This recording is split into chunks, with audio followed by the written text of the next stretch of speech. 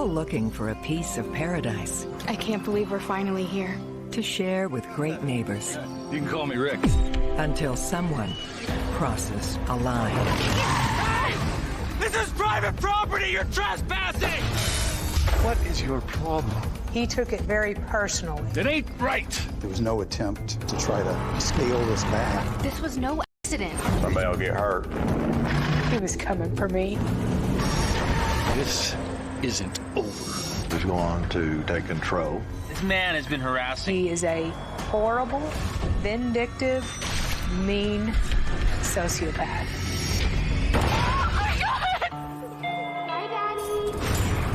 This isn't over. Squeeze the trigger whenever you're ready.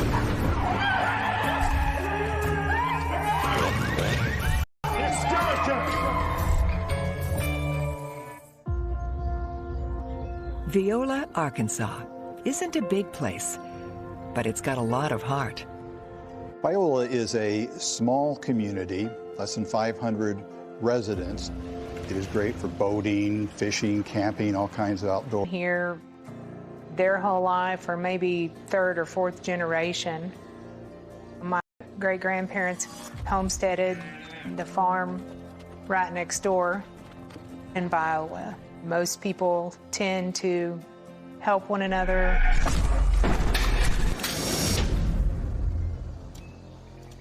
Joseph, can you come here, please? On my way. Joseph and Denise Clifton have lived in Viola their whole lives. Jenkins? When their son Jenkins arrived, There you are. Were you hiding on us? they started looking for more space and more quiet. Okay. Such a good boy. We didn't enjoy living right in town. We didn't enjoy the neighbors and traffic and all of that. So we began looking for something a little more out of town and kind of away from everything. I can't believe we're finally here. Welcome to your new home, Mrs. Clifton. The Cliftons have found what they're looking for. A farmhouse just outside Viola. It's close to town, had good hunting, good location. It was a nice place. You like the new house? Denise is studying to be a nurse practitioner. Joe works as an insurance advisor. He would go to work during big catastrophe storms. He might work for 2 weeks and he might work for 2 or 3 months. This is amazing. It's great. And my folks are close by, and... Yes. Out here, neighbors like to extend a warm welcome. Hi, Carl. I knew Carl Langle, I guess, my whole life. He was always talkative, always friendly. Yeah, it's a lot of work, but... Carl Engel, he has primarily been a farmer.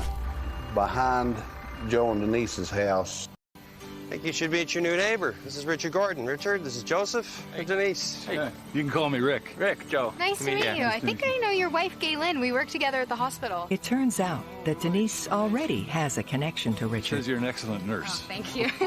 I worked with Gaylin way back and then hadn't seen her in years. She didn't work with us for too long. Richard and Gay Lynn have called this area home for the last few years. Richard Gordon's retired. He'd spent time in the military. where he was running cattle and cutting some hay and selling some hay. Well, listen, it's a beautiful day. Enjoy your property. Just wanted to say hi. Hey, Carl. It seems like there's all the space in the world out here. But not for long.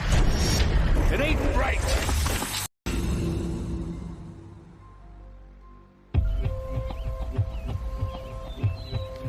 The Cliftons get to work turning their house into a home. The house had been, maybe updated once in the last 15 years or so before they bought it. This is what we wanted, right? Yeah, I think so. No, that looks great. They needed a little bit more room. They added on and built a garage, done a little inside work. It's perfect. Moving to the Hidden Woods Trail property was very refreshing if you enjoyed being isolated. Our home was in the middle of our 80 acres and there wasn't anyone around, and that's what we wanted. Here's the thing about their new place. A dirt road runs right past their front door, and it's not clear whether it's public or private, or who has access. As you would travel down the dirt road, you would cross onto our property. It looked like you were still on a county road, but you weren't. But now meander through, eventually ending up in front of our home at a gate. And there was a lock on the gate. And we were given a key to that when we bought the place. Jenkins, wait for Mom and Dad. But the gate doesn't stop everyone who shouldn't from getting through. You're okay, baby. Hey! This is private property! You're trespassing! Denise and Joe soon learn they're not as secluded as they thought. What are they doing here? Most of them was probably teenage kids drinking, and people trying to go back in there wasn't up to good generally. At one time, I remember there was a meth lab busted back in there, which was a few years before Denise and Joe purchased that property. You have to understand that at this point in time in the state of Arkansas, there were a lot of meth users. There were a lot of mobile meth labs. This is unacceptable. I don't want these party kids coming around Jenkins. Don't worry. We're putting an end to this. I asked because we were so isolated, and with those kinds of people ending up on our property, it wasn't safe. It didn't feel safe. The couple comes to realize the gate is practically useless. What we found was that multiple people had a key to that lock. After, multiple times of people driving up to that gate and trying to get through it, my husband actually built a new gate at the edge of our property to keep people from being able to get to the home. This move doesn't just keep out strangers. Now neighbors will have to take another, longer route around the Clifton property. A number of people who lived there were just used to using that road and depending on it. For some of them, especially the farmers, it was a main way to get to their land and their cattle, and for them to be able to do their business. Morning. Denise and Joe have solved their problem, What's with the gate? but it isn't the perfect solution for everyone. And Carl Langle had explained that he really, had to have that access to get back to his land. Okay, sure deal. But I need to get access this road so I can get to my property. Here. This is for the padlock. You can get through any time. Okay, thanks. Carl Langle had an adjoining property, and that would be like me saying to my neighbor, I want to drive through your yard to get to my back shed. What's the point of putting in a gate if we're just going to hand out keys to everyone? The fact that the gate was moved shouldn't have mattered to anyone, because no one had any business coming onto our property other than us.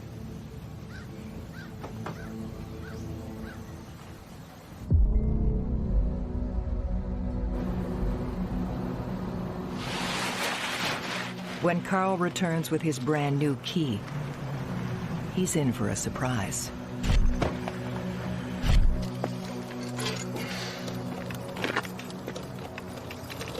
Key doesn't work anymore? Oh. We changed the lock. The Cliftons were hardening in their idea that this was not only, a road alongside their house. How are we going to get through? You can't. There's another route you can take. Yeah, but that'll take way longer. Mr. Langle said, what am I supposed to do? I need this access. And that Mr. Clifton had said, that's not my problem. Look, just open the gate and let us through. You can take the long way round. Denise is very strong-willed and determined, a person who's willing to fight for what she thinks is right. What is your problem? Open it! Hey, don't use that tone with her. It began to escalate. Things started happening. I'll say whatever I want. Son of a...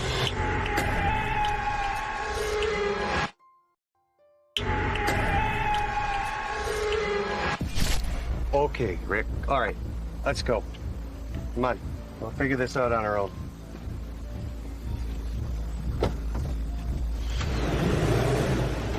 All of the problems started after we moved the gate to the edge of the property.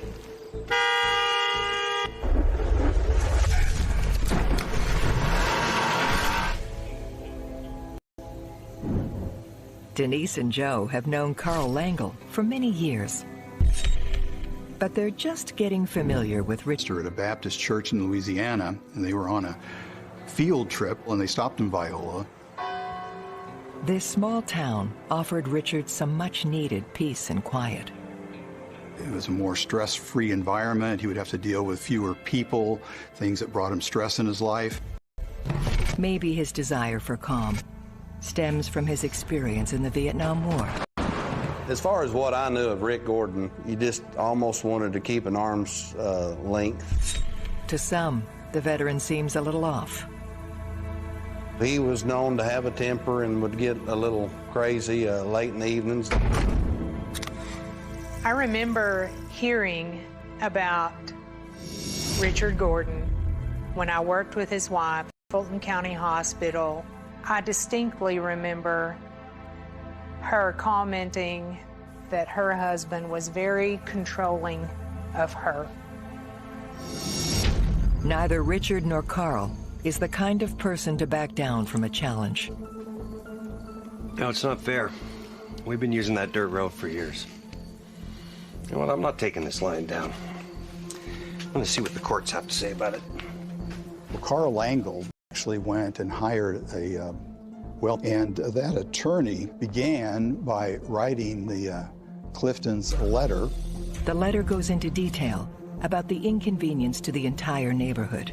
The gate they installed blocked Hidden Woods Trail, which Langle had been using more than 20 years to reach 80 acres of land that he owns. While Carl's lawyer works to settle the matter in court, Richard calls police about another issue. Carl Langle had sold Rick Gordon a disc, and it was, 12 or 14 foot wide. The disc was located on property that was accessible down the Clifton Lane. In order to retrieve his farming equipment, Richard needs to go through the Clifton property.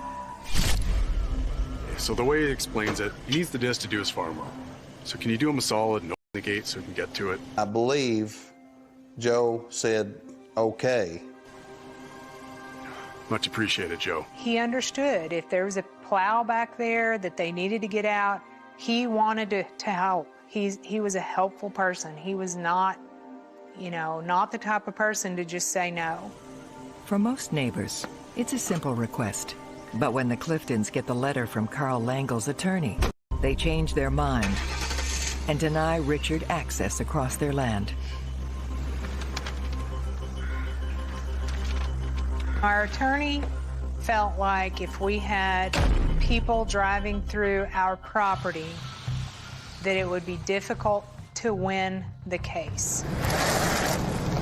The issue was that it needed to be locked down and limited. It's not a county road, and there shouldn't be people in and out of there at 3 o'clock in the morning. And they shouldn't be back there doing, who knows what. That was all that it really boiled down to. One point to make is that this was not certainly a super highway. This is a rural area. The neighbors around there would use that for convenience or to get to their farmland, but it certainly wasn't a racetrack or people traveling up and down that road day and night.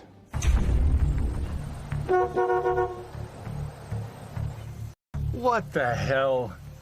The cops said you were going to unlock it for me. Things have changed. The Cliftons sort of dug in and said that they were not going to change their decision. I won't tell anybody. Just open it for me. Richard Gordon, though, was more persistent, I guess you would say. It's not an option for us. It stays closed. You can take the other way around. Going the long way around is going to make it harder and take longer. Neither side is willing to back down. This isn't over. He was a bully right off the start, I thought. It wanted people to fear him.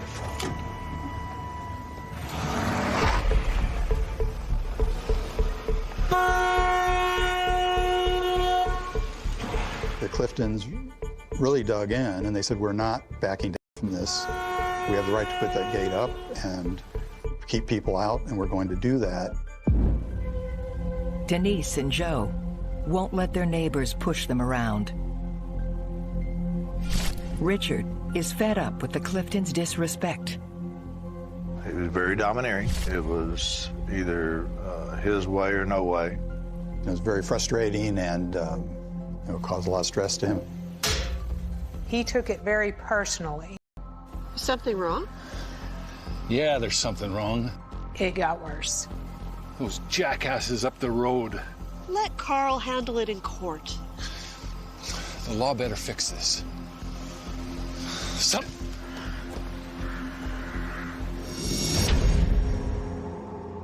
There's so much tension hovering over the community. Nobody knew what was about to transpire. Nobody would have ever anticipated it. Just letting loose and having fun is no simple thing.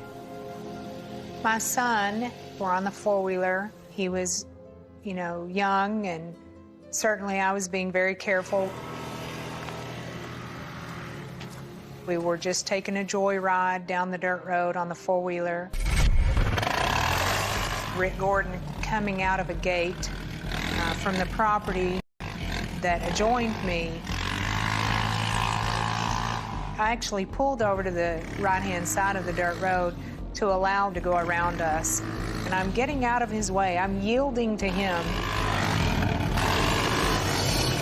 And he slung gravel all over me, which didn't matter, but all over my son. I really don't know that there was proof that Mr. Gordon, intentionally tried to run him off the road or injure them. That bothered me. Here I was trying to be good and give him the right-of-way, and then he did that. Denise heads over to confront her neighbor. So I actually followed him to his house.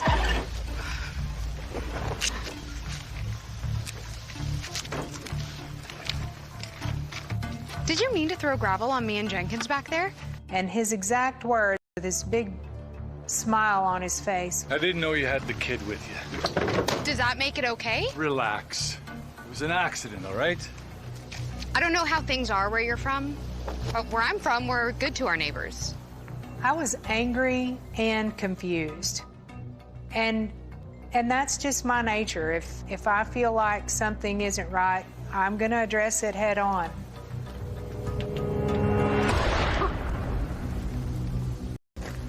There was a layer upon layer of insults and threats going from both ways.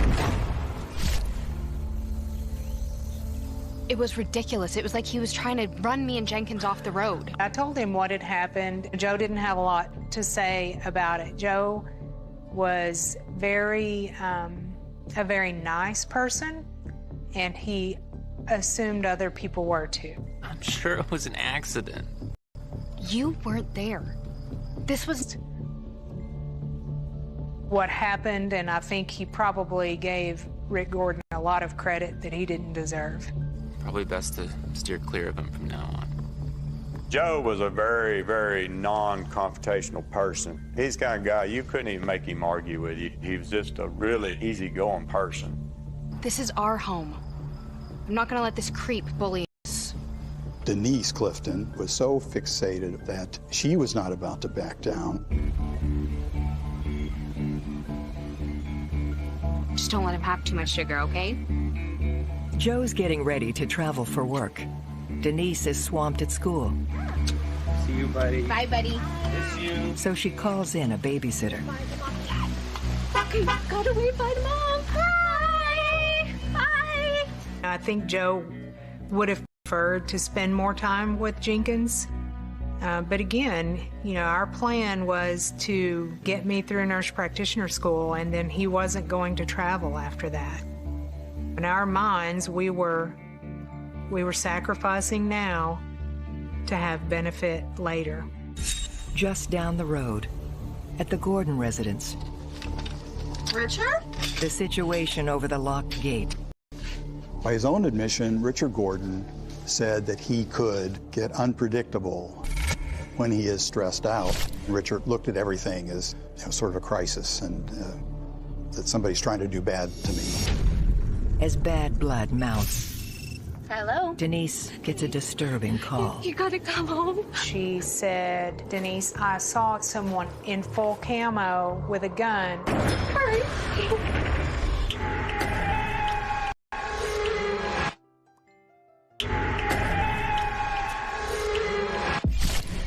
Denise's babysitter was with Jenkins, and she seen somebody standing in her backyard. And she wound up calling Denise. What? That ride home, I was in a panic. And I didn't have good cell phone signal between there and home. It was pretty nerve-wracking. I'm on my way. That was as fearful as I had ever been for my son's life. I was thinking he was gonna hurt my son, he was gonna kill the babysitter. By the time I got home, he was going to think the worst. I tend to be the worrier. I think they may have called the cops. Richard Gordon? Yeah? Richard denies all accusations. He probably tried to insinuate that day like it was just this big accident. Deer hunting? It was a misunderstanding. Your babysitter overreacted. Basically, they would say, you know, there ain't much they can do unless they actually catch him doing it. This man has been harassing us. You know, he tried to run my wife off the road the other day. I'm sorry. There's nothing I can do. For Denise and Joe, there's no obvious or easy escape from their neighbor. I think he is a horrible, vindictive, mean sociopath. He has absolutely no regard for any human being other than himself. On the other side of this dispute, Carl and Richard endure a waiting game while the legal suit slowly heads to court. I can't believe they called the police on you. For Richard, gate tears open old wounds. Gordon described how being sent twice to the Vietnam War caused all kinds of emotional and mental problems he had dealt with for 40 years, and that was one of the reasons that he, I guess, was looking to move to a place which was he would consider to be more stress-free. He came to Viola to get away from it all, but Richard's refuge is falling apart. I gotta go. Richard, we need to talk. I gotta go check on the pigs. I think that he felt that he was being challenged at that time. Son of a... And that he was going to take control. As relations between neighbors worsen, strange things happen on the Clifton property. What? Look at this. What's the matter? Come here. Look what he's done now. This is ridiculous. Jenkins and I were glued in. We were at home and someone had come and glued the locks. Look at this. Super glue, and they couldn't get it unlocked. I'm calling the cops. I called the police that day. I keep calling and this guy keeps doing all of this stuff to us, yet nothing gets done. And I demanded that someone come out and fingerprint the lock, do something. You know, enough is enough. It's not going to stop. Nothing comes of Denise's request. Whoever glued the lock is never found. In the midst of the increasing strain, Could you go to mommy? Daddy's going to work. Okay. Joe's job sends him out of state for a lengthy stretch. Can we say bye to Daddy? Bye, Daddy. Bye, Daddy. In the beginning, I felt fairly comfortable with him being away from home. I didn't like it. I would have preferred him being home, but, you know, that's what he chose to do for our family, and he provided well for our family. When you're pulled away for work or whatever, there's no worse fear than something happening to your wife or one of your children, and you are not there to help or protect them. It became difficult. It became scary. I was much more aware of my surroundings and almost kind of felt like I was preyed upon. Despite the anxieties, the young mother tries to enjoy time alone with her son. Love it here. Don't you love it here? Yeah. Rick Gordon drove by, and I saw his truck pass. And then very creepily backed up slowly and then turned towards me and Jenkins on Hidden Woods Trail. To Denise, it looks like her neighbor is heading straight for her. Now he is coming towards us. It's just me and Jenkins all alone. We don't have a way out. Come on, Joe, pick up. Pick up. I called Joe. He didn't answer. I kept the phone to my ear because I did not want Rick Gordon to think that it was just me. And I made the split-second decision to just keep going. It was kind of like playing chicken. Who's gonna stop?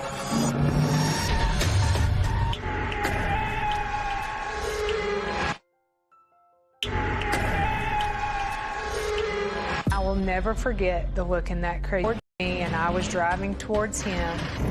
He was not going to pin me and my son down there. We were getting out.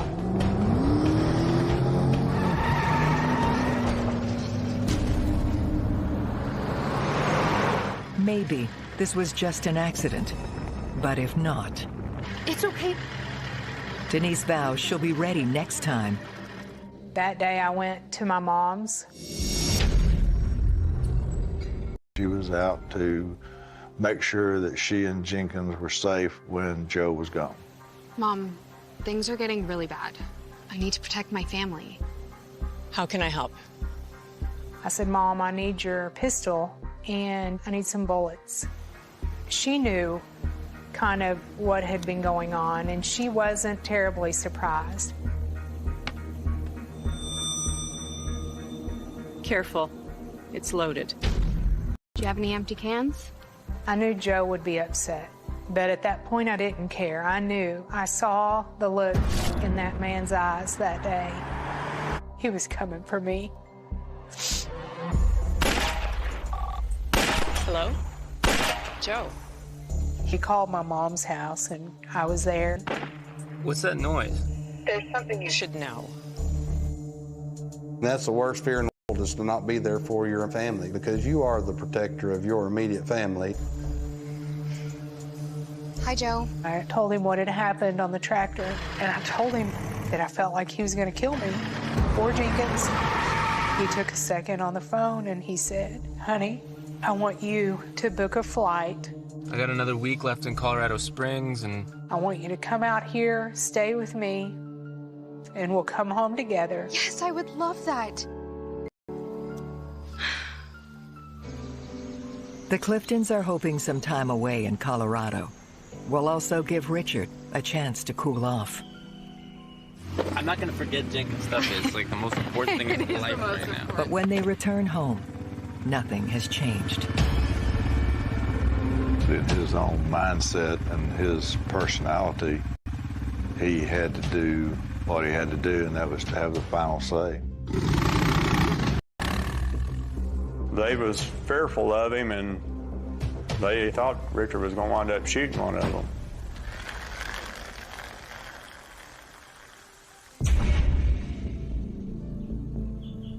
Well, it's just a matter of time before they're gone. After Denise had confronted Mr. Gordon, then he was going to get revenge. Can't you just forget about them? Leave them alone? After she just about ran me off the road with her tractor? I'm not gonna forget that. Richard Gordon, because of PTSD and the mental and emotional issues that he had, said he would take matters in his own hands if the sheriff's office would not settle the issue. I want to see her and her kid 6 feet down.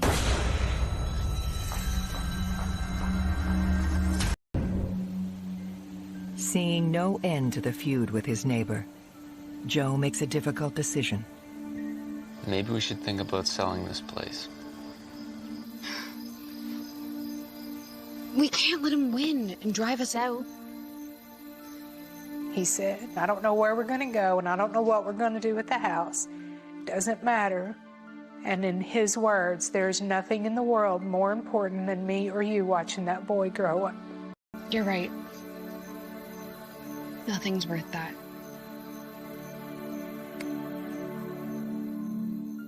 To sell, and finding a new home will take some time. But Joe and Denise believe they have found a way out of their nightmare. Hey, it's me.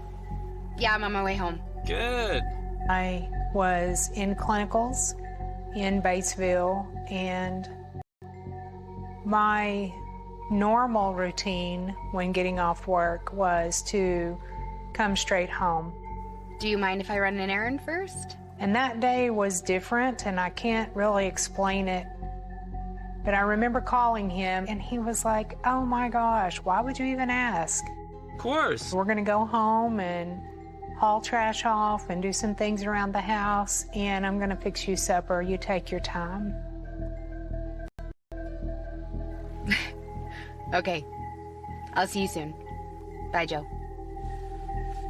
We're in the country.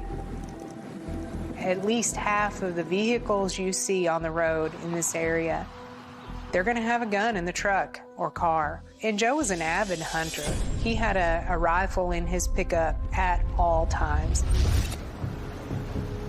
Father and son return home to find an unexpected visitor. What are you doing here on my road? There wasn't any reason for some man to be down on your road, on your driveway, that far down off of public access. It's not your road. It belongs to the county. Richard Gordon said that his encounters with Joseph Clifton got bad enough that he himself was alarmed. It's trespassing. Do you want to go to jail? I'd just like to see you try to throw me out.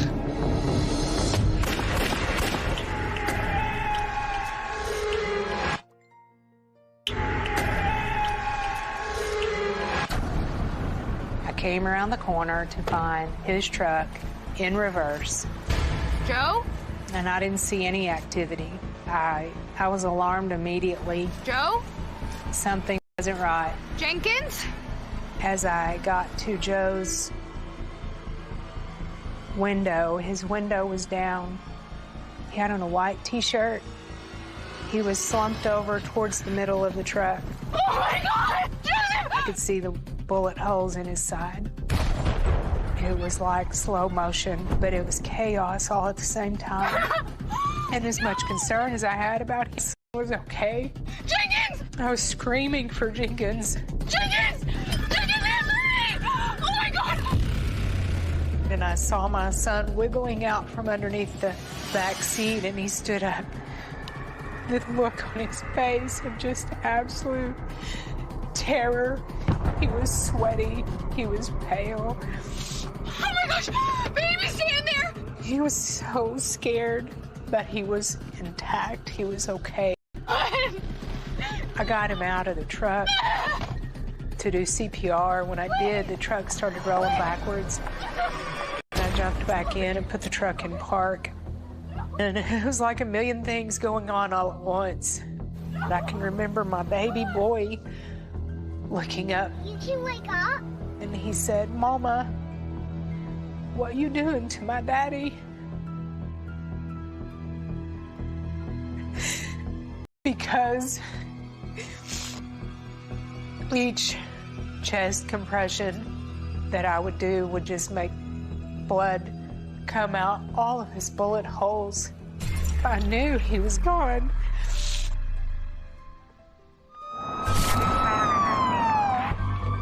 police who were between the Cliftons and Richard Gordon, and so a group of them immediately went to Gordon's house.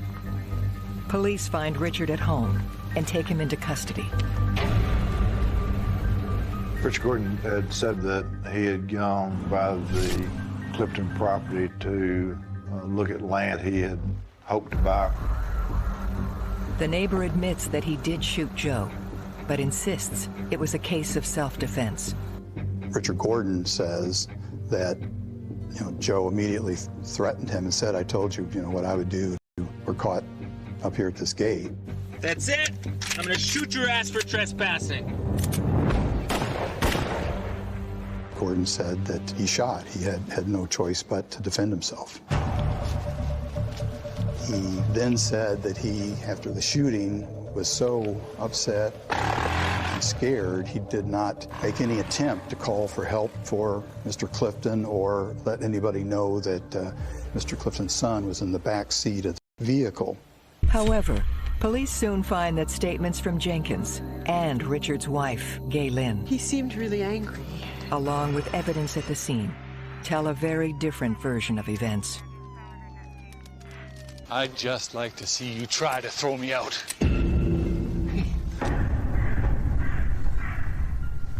He claimed Joe pulled a gun on him, which didn't happen because Joe's gun was still where he always keeps it in the truck. Gordon drove back to his house, told his wife that he had shot Joe Clifton graveyard dead, and mixed himself alcoholic drink. His wife said that he said he guessed he wasn't a baby killer, so he didn't shoot the little boy. And then they sat on the porch. He knew that that little boy was sitting up there in that truck with his dad. Gay Lynn says her husband took shell casings from the crime scene. Mr. Gordon's wife said also when he returned home, she saw him go to the creek in back of the house and throw two things in it, which she said she assumed were guns that he owned. It was a premeditated murder. He planned it.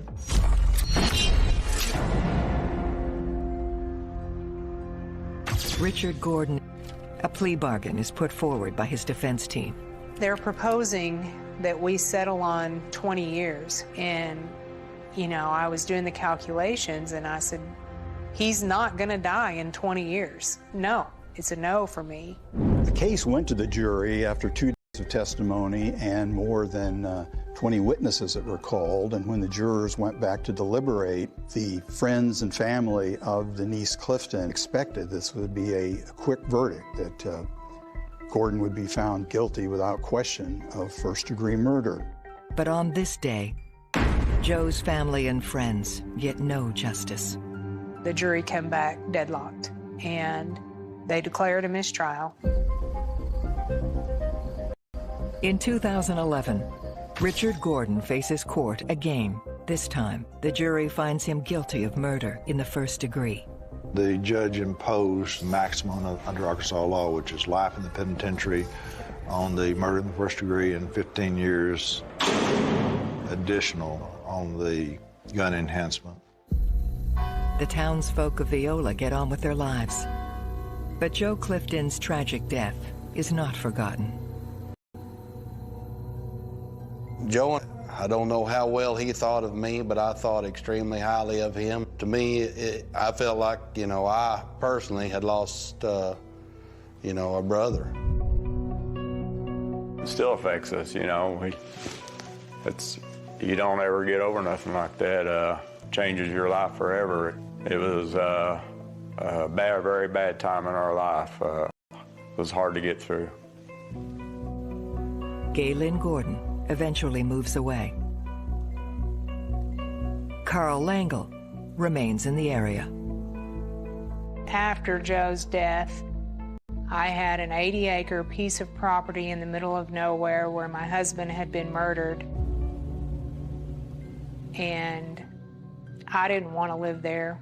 The only way to sell the property was to get the easement dispute settled. So as much as I hated to concede, in order to sell the property, Denise makes the difficult decision to address the gate and road issues to allow people through.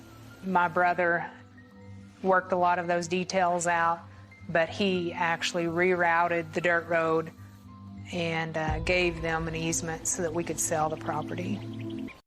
I remarried.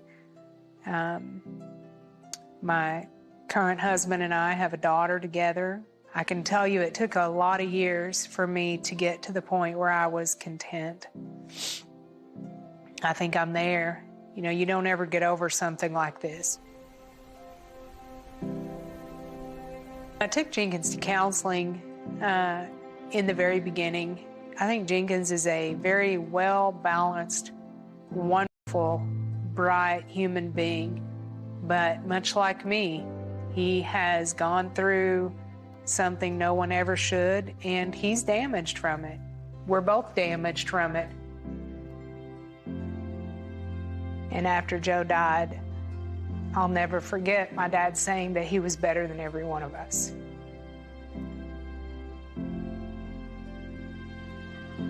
And he truly was.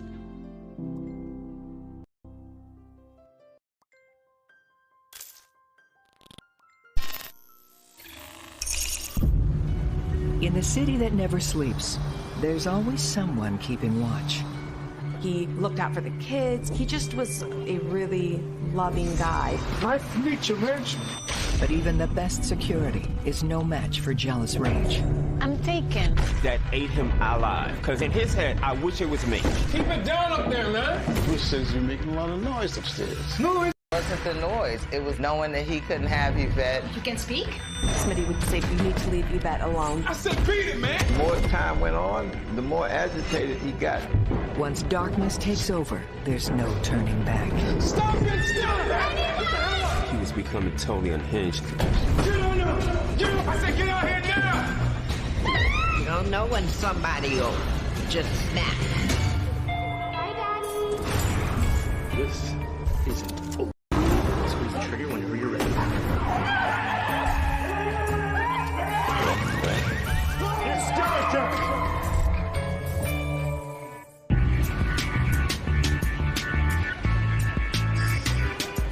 West Harlem is the definition of a classic New York neighborhood. Streets are lined with gorgeous brownstones, beautiful trees.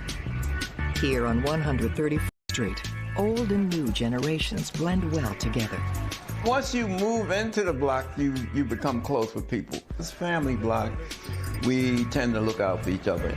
You feel at ease. You could sit on the stoops, or you could just pass by. It's always somebody outside. It's always lights there.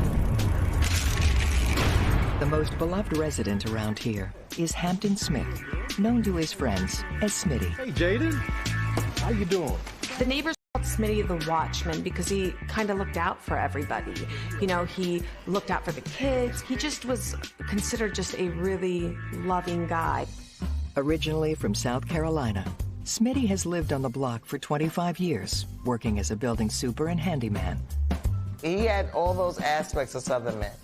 He was quiet. If you ask him to do something for you, he will do it without any hesitation. Smitty's not the only one keeping an eye out. His best friend, Ronnie Mitchell, is the super of the apartments across the street. Hey, Jaden, you don't have to hang around with this old man here. Ronnie was the mayor, from what I understand, and Smitty was the watchman, I think they called him. They seem like, to me, brothers from a different mother. Jaden, don't listen to here, man. I say, why are you bothering these kids? And you know, we would just get a laugh out of it. We were playing just like kids would be playing. They always joked with each other and teasing each other and, you know, whatever men do. You take care now. Say hi to your mama, all right? In his role as unofficial mayor, Hey, Bruce!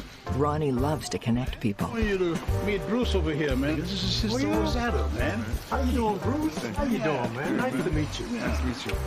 All right. Nice to see you again. Hey, always good to see you.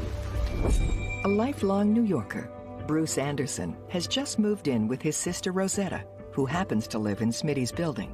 He was a very nice guy, big and strong. He was so cordial to me. Some neighbors described him as a little bit shy, a little bit quieter. He had worked in construction for a long time, but he had a hip injury and was out of work. Smitty, nice shirt. Thank you. You're always so stylish. Oh. You know, she's talking sweet talk, isn't she? Yeah. Bruce's sister was this very sweet, petite woman. She was a bit chattier than he was. Thank you. Bruce and his bike soon become well known throughout the neighborhood. 98% of the time, he always had that bike with him. He went on a bike ride every single day. He said it was to kind of help his hip. Take care of it for you. Smitty helped Mr. Anderson with his bike because they both rode bikes. Smitty rode a bike everywhere. It was very rare that you would catch him walking. Serious? Yeah, man, it's not a problem. You know, give me a day, I had that done up for you. Oh, man, I appreciate that, man. Hey, man, no problem. But the warm welcome quickly turns into a cold war. He's gonna have to go through me first. What the hell up? No, you gotta stop it. Stop it, you know they damn noise. Man, forget you, man. Just when Bruce thinks he's hit the jackpot with his new community, it gets even better. Yvette Rivera was this really vivacious person. She just was a really good-looking woman, a petite woman. She loved to dance. She was really, really friendly, loved to socialize. When I first met Yvette, I said she's a firecracker. Her mouth is not going to stay closed. She was get the party started. All it takes is one look for Bruce to fall head over heels. Come on, ladies man. All is well on 131st Street. Things were pretty calm. There weren't really any issues. Yet even the best places to call home still have their flaws. Definitely one of the downsides. Close, you live together, you hear everything. I think that's part of urban living. You're gonna have noise. And the noise above Bruce is keeping him up at night.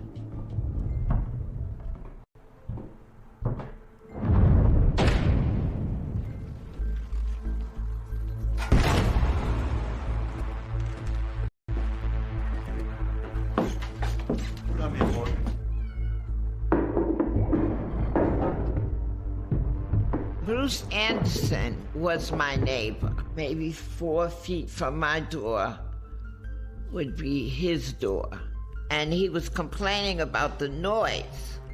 He said that there was too much noise over his head. But I couldn't hear what he could hear.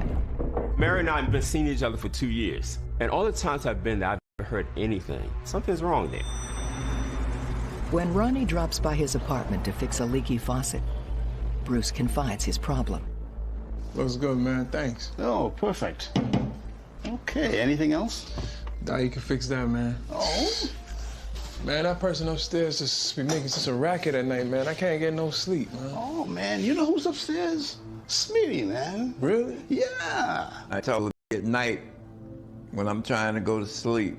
Let me talk to Smitty. You know, he's got some cats up there, you know, they play around, they knock things over. I didn't think it was a big deal. It's normal that people complain about noise. You get used to it? Man, I ain't want to worry about it. Don't worry about it, man. Smitty's a good guy. Don't worry about it. It's all good, man. But the issue can't be avoided. Hey, what's happening? Hey, Ronnie, I didn't know your old ass was down here. Hey, old Smitty. Hey, man. Hey, Bruce. Got your bike, man. She's good as new. I know that's your wheels. Hey, man, how much I owe you? Hey, man, don't worry about it, man. I got you. Was hoping that you become one of the 3 amigos. Me, you, and old Ronnie here look after the children around here. You know what I'm saying? Appreciate that, man. By the way, Smitty, man, Bruce says, man, you're making a lot of noise upstairs. Noise? Yeah. Okay, man, don't worry about it, man. I've been getting off work a little late, you know what I'm saying? But I got you, man. You know, I'll hold it down. Don't worry about it. All right, man, I appreciate that, Smitty, man. I didn't want to say nothing, you know what I'm saying? She said, all right, because he was a more seldom man, but he wouldn't sing you off, but he would be like, okay, no problem. Hey, man, it's all good, man. It's all good. Here's your bike, man. Ronnie, See you later, Smitty, man. Bruce spots his dream woman. He makes his attraction known.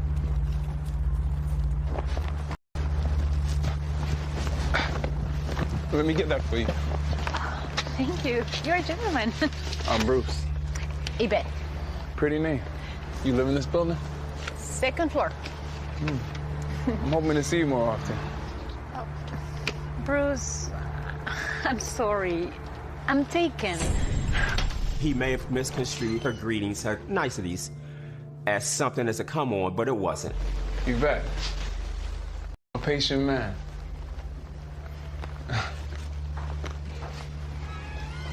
She was happily married, and it made her a little bit cautious. Sorry, but you got to the starting gate too late, fella. Move on. Despite the rejection, Bruce remains determined to win Yvette's heart.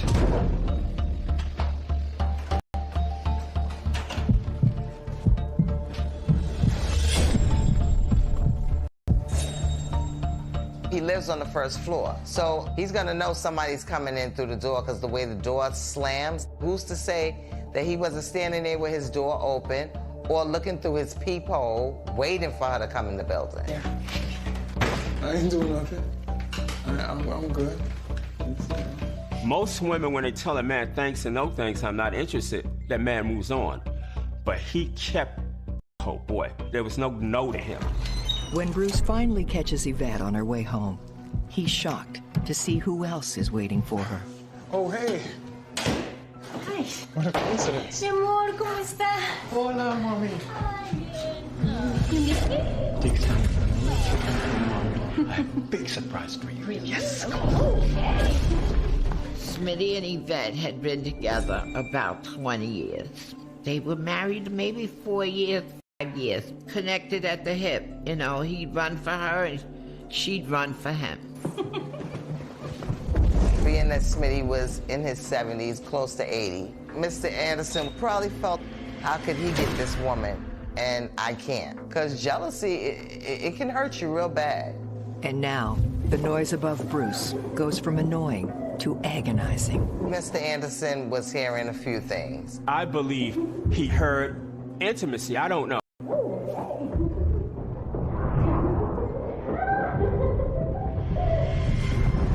I think that ate him alive.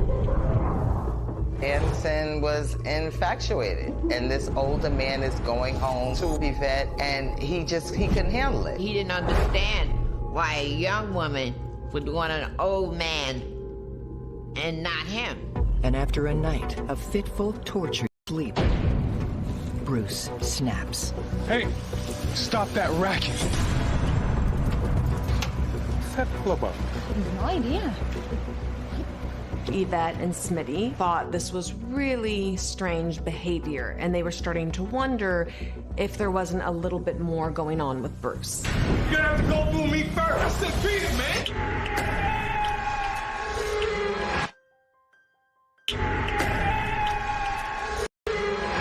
Yvette and Smitty were nice neighbors, and when Bruce first started complaining, they tried to accommodate him, but it didn't help.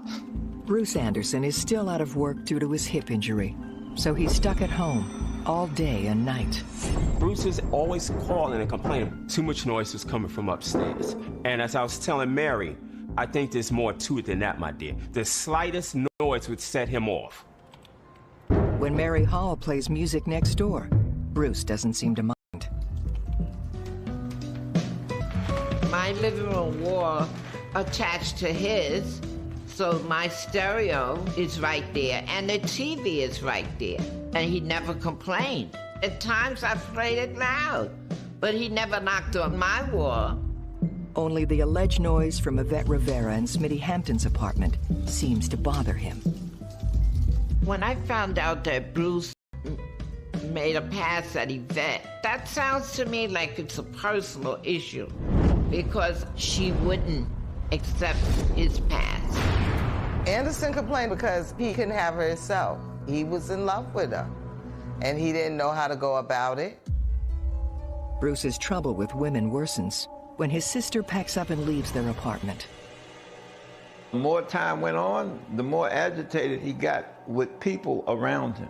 And she probably got tired of it and moved out.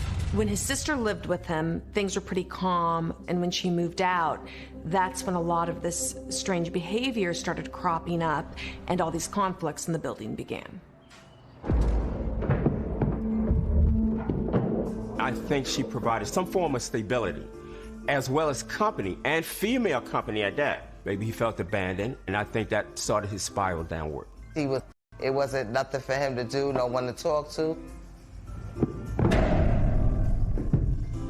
Keep it down up there, man.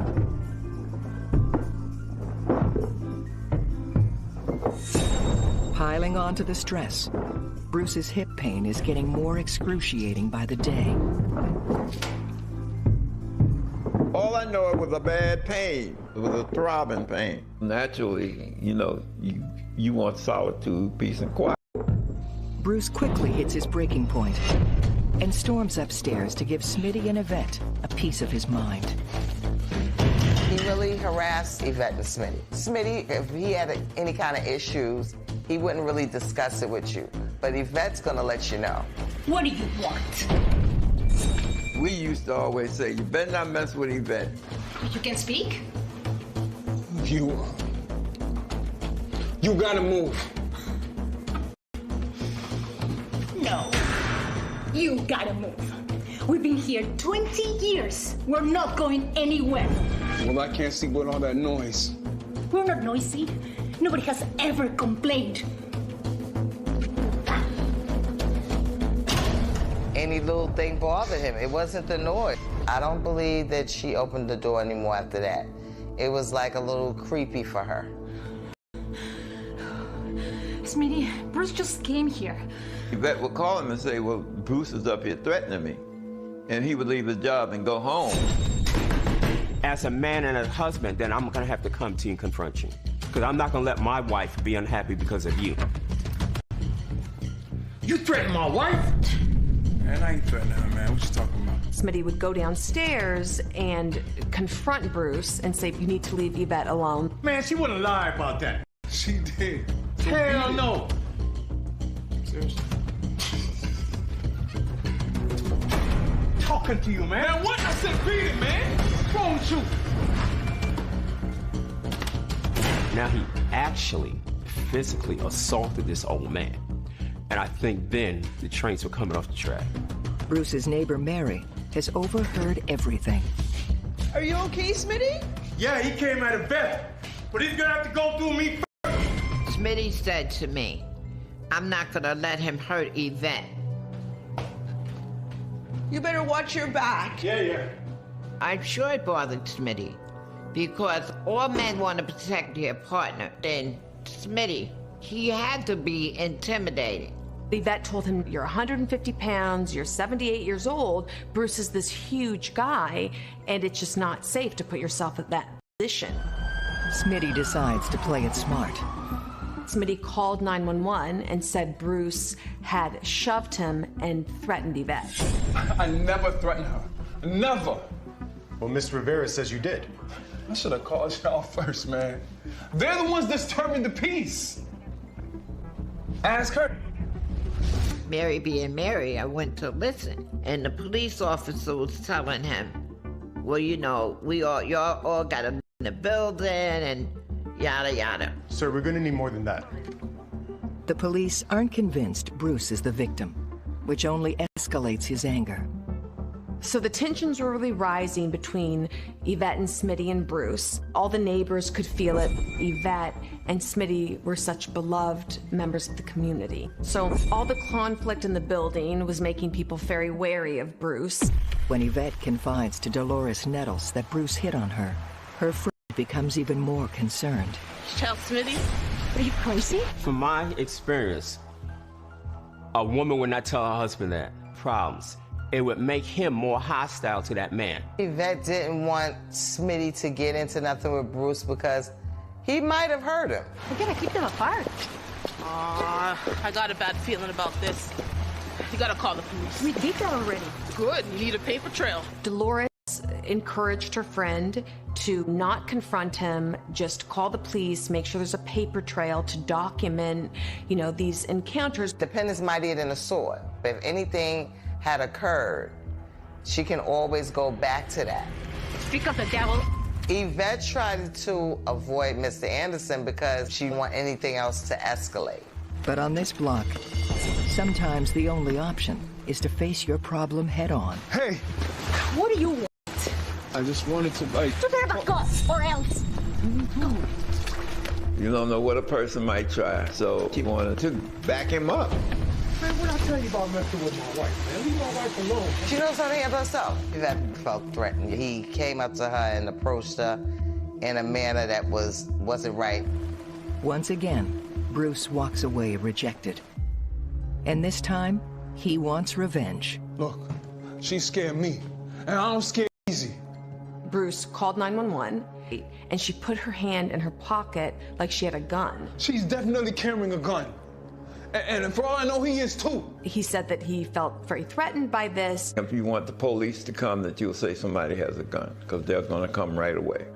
But Bruce's call doesn't go as planned. Well, no, not really. He did admit that he never actually saw a gun. I can picture Mr. Anderson lying to the police. Mr. Anderson was a troublemaker. He was a trouble man. Y'all ain't helping nobody, man. Y'all, man.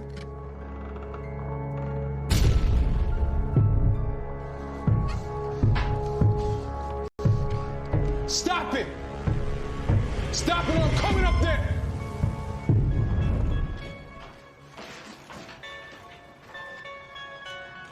Stop it! Stop it, I'm coming up there! Bruce clearly thinks he's the victim here, that his neighbors upstairs are terrorizing him, and he's really distraught about this. Bruce Anderson has no intention of being the victim any longer. He had 2 guns in that apartment. I believe whatever he was hearing was getting louder and louder and louder, was to get rid of the noise. Are we done yet?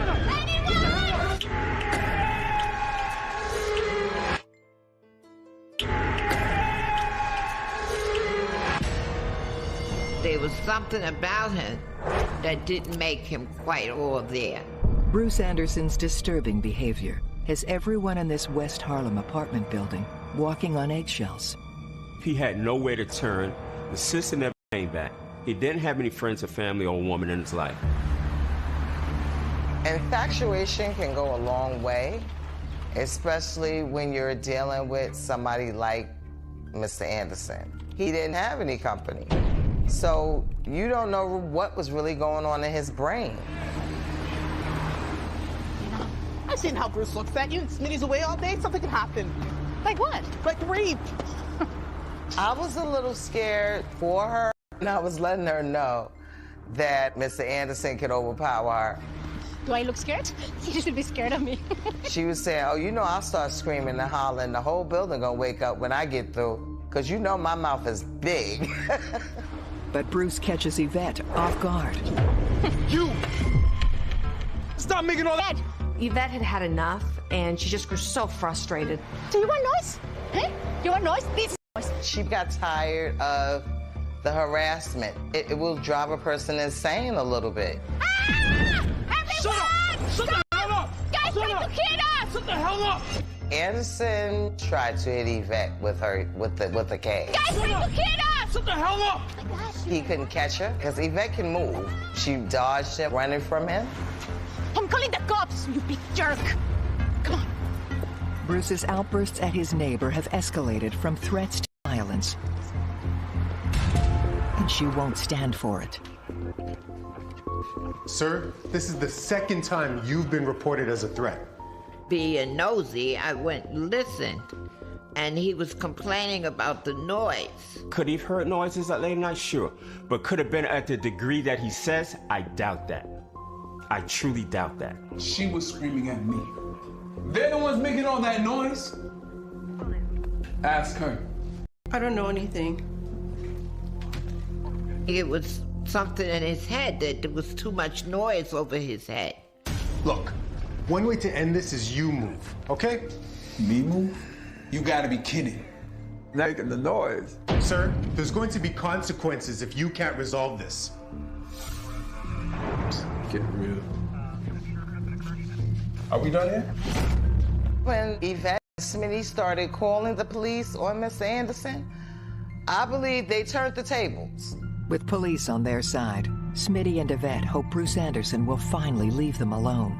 So it's like, okay, we still gonna live our life like we've been doing because we know we're not doing anything. But the cops have only made matters worse. I think he was so pissed off. She doesn't want me. I can't get no satisfaction from the police. Whatever was going on in his head was just getting worse, and he couldn't control it anymore.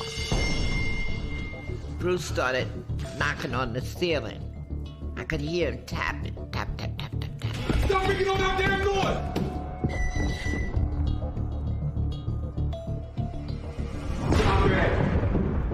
Eva got a little tired, and she might have spazzed out on him.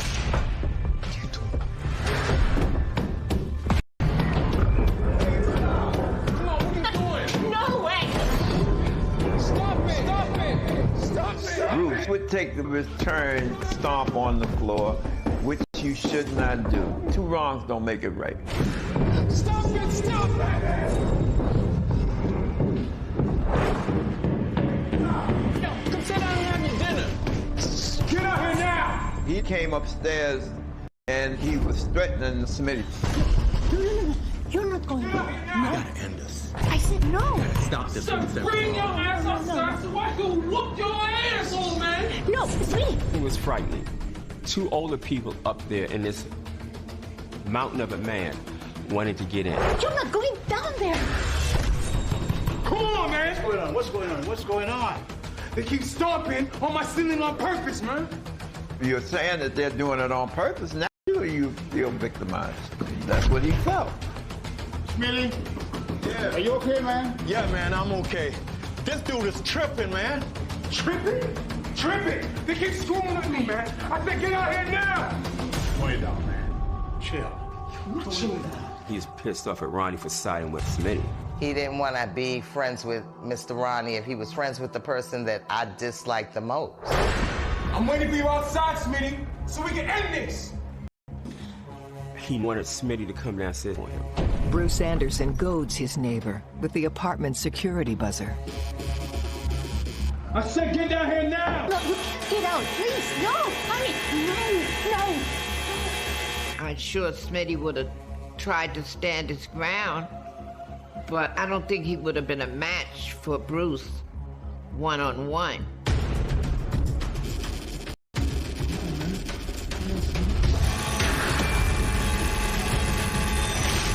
That buzzer is extremely loud. It's like a foghorn out at sea on a ship, and it will drive you insane. For them to negate it and ignore it says they had a lot of fortitude. I couldn't have done it.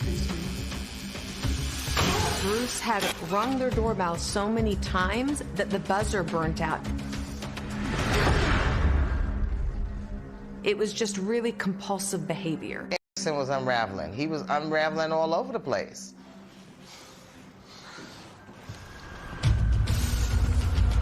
Over the next weeks, Bruce's state continues to deteriorate. The man had mental health issues. He lived in the dark. He stayed to himself. His darkness just got darker and darker. He was just becoming... He was becoming totally unhinged. You all right? You coming in or what, man? A painter came by Bruce's apartment and had to paint these new fire doors that had gotten installed for all the tenants. Mary Hall runs into her unsettling neighbor. You got a problem with me? Because I don't want to beef with you. Serious. There's no beef. I told him, I don't even know you. No, I don't have no problem with you. It seems like he was getting more and more agitated. A painter came inside to paint the interior part of the door. It's pretty dark in here. It was completely dark in the apartment. You want some light? So he turned on the phone light from the cell phone. That's all the light he gave him. I told Mary, I said, something don't sound right. When Yvette Rivera learns of Bruce's latest bizarre antics, she decides it's time to confess to her husband. He made a pass on me. Who made a pass at you? Bruce! Bruce, why didn't you tell me? I didn't want to worry you. Worry me? Damn right I'm worried. She had to come out and tell because What if Mr. Anderson would have came out and he might have wouldn't have told him the right way? I'm sorry. Nothing happened. I'm not going to tell my husband because that's going to open up a can of worms we don't need. As any man, you would confront an aggressor. Are you okay? No, I'm not. I'm not okay with him. Smitty, be careful. When it comes to protecting his wife, nothing will hold Smitty Hampton back. Yo, man, you made a pass at my wife. You better beat it, old man. Smitty's quiet, but he's not quiet. I mean, if you come at him, he gonna come at you wrong. Man, forget you, man. Beat you. That's crazy. What's wrong with you? Get him! Ah!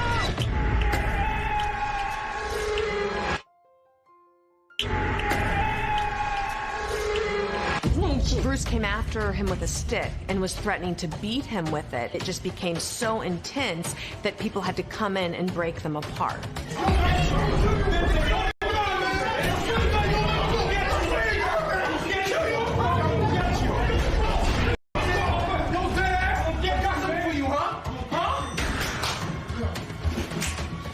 Anderson just snapped, but I never thought it would have came to blows the way it did.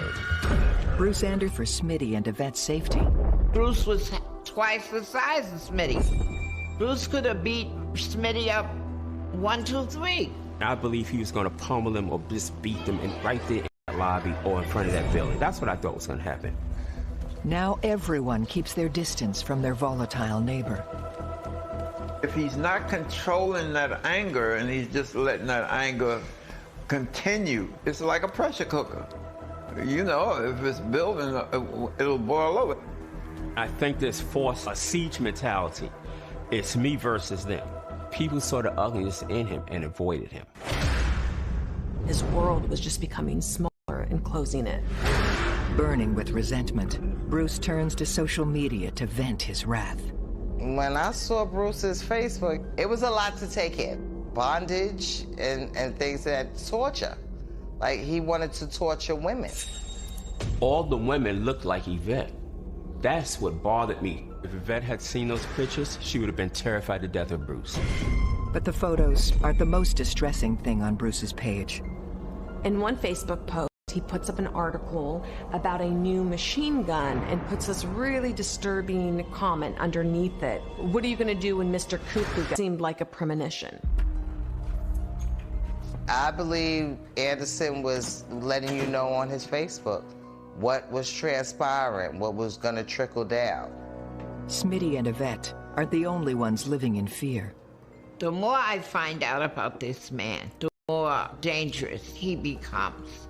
He was a ticking time bomb. But the law in the state says they can't do anything to him until he does something to somebody.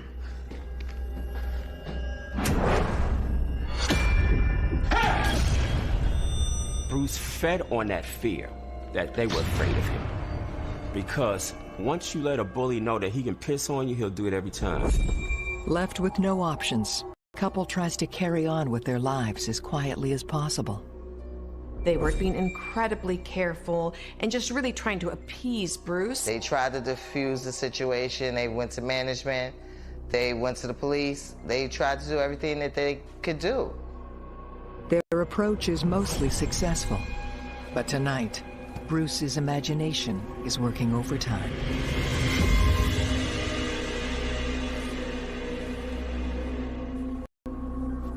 I just think his brain told him in love with him. And he could see them together, like he could visualize it, actually. Even in his fantasy, there's one big problem. What the hell's going on here? He was becoming so irrational to the point where he could not decipher reality from fantasy. Get out of this room, man. If he got rid of Smitty, he could have had Yvette to himself. Get out! Get out! Get out! Get out! Get out! He was banging on the ceiling. I could not believe it. He had a hammer and was doing bang, bang, bang, bang, bang, bang, like he was actually going around in a circle. Get out now! Get out!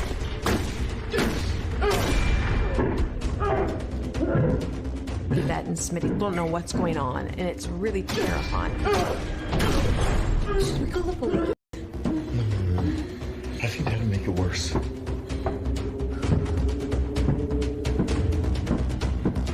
He's like a train that's getting ready to, you know the train's gonna crash. You just don't know when the impact is coming. The next day, neighbors notice that Bruce hasn't wheeled his bike outside to exercise his hip. Bruce was like clockwork. He would come out with the bike and take off. You could sit. Little do they know, he has another plan. And once Smitty arrives home, he executes it.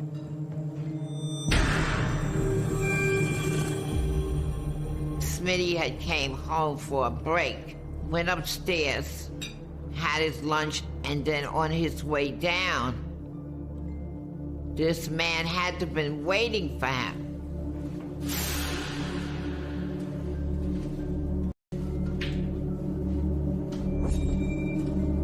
This was premeditated. He timed when Smitty would come down.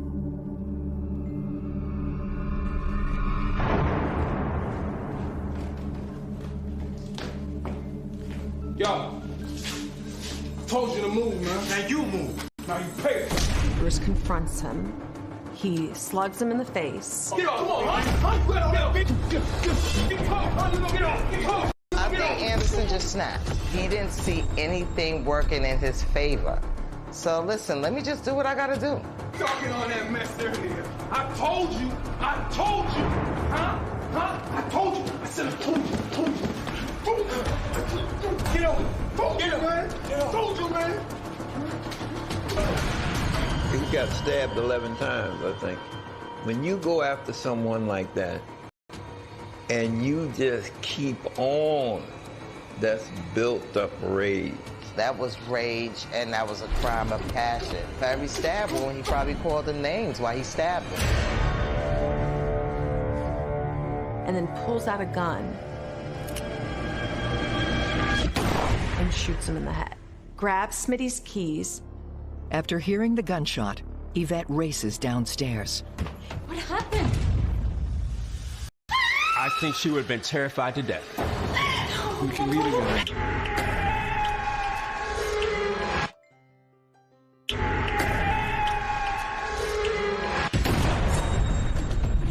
Once the devil is in you, then the devil takes you where he wants to take you. Yvette Rivera frantically returns home and locks the door. But she doesn't know Bruce Anderson stole her husband's key after shooting him. Bruce forced his way into Yvette's apartment. We can meet again. He probably told her, listen, I killed your husband. You gonna be with me? No, that's loco. She was screaming, rejecting me again. He couldn't have her, so nobody else can. Neighbors are calling the police after they hear the gunshots. And Bruce races downstairs to his apartment, barricades himself in.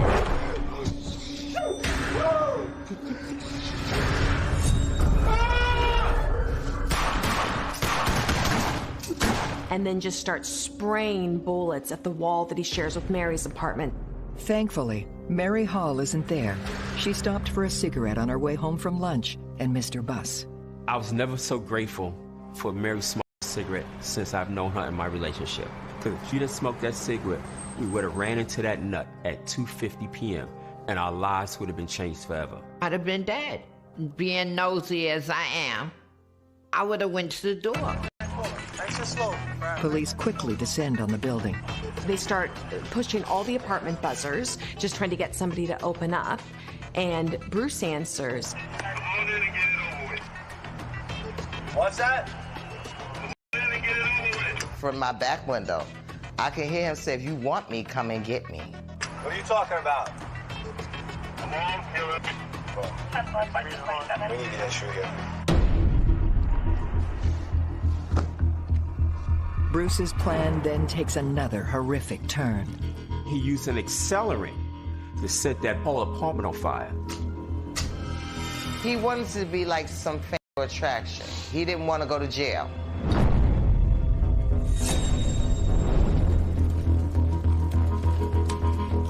He buzzes them in.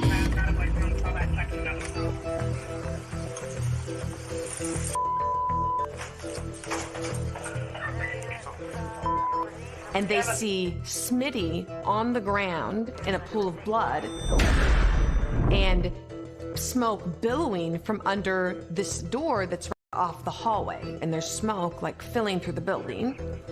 Police remove Smitty's body from the scene, while Bruce locks himself in his bathroom. S1E8 shows up with ESU units. There's like 100 emergency personnel on the scene trying to figure out what to do here. It's a really dangerous situation. You have this building that's on fire, and the firefighters can't even go in yet because there's an active shooter situation. It was like a scene out of a movie. The back of the building. The police make their way upstairs, and they find Yvette is on the ground with a gunshot wound in the head and in the neck. Upon gaining entry to Bruce's apartment, first responders make another gruesome discovery. He's in the bathtub with a gunshot wound to his head. We actually watch him being rolled out down the street to an ambulance. They tried to save him, but that bullet was in his head. He was too far gone. And a reporter came and said to us, 3 are confirmed dead. And Mary started crying and lost it. Both Hampton Smitty Smith and Yvette Rivera are pronounced dead at the hospital, leaving their family and friends devastated. How do you kill 2 people over noise?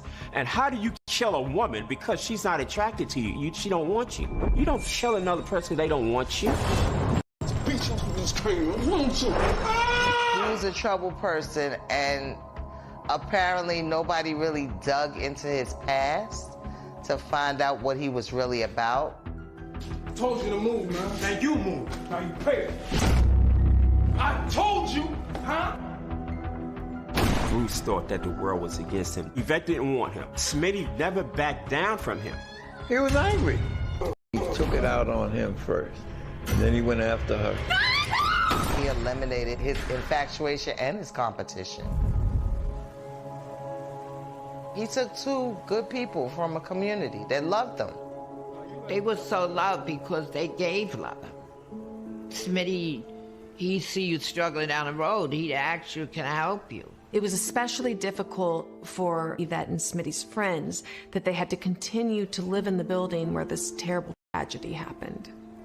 The block came together. People donated money for his funeral. Maybe last week, I asked Mr. Ronnie, you know, how you doing? And he was telling me, I miss my friend. I said, yeah, I miss him too. We picking up the pieces little by little. Big surprise, yes.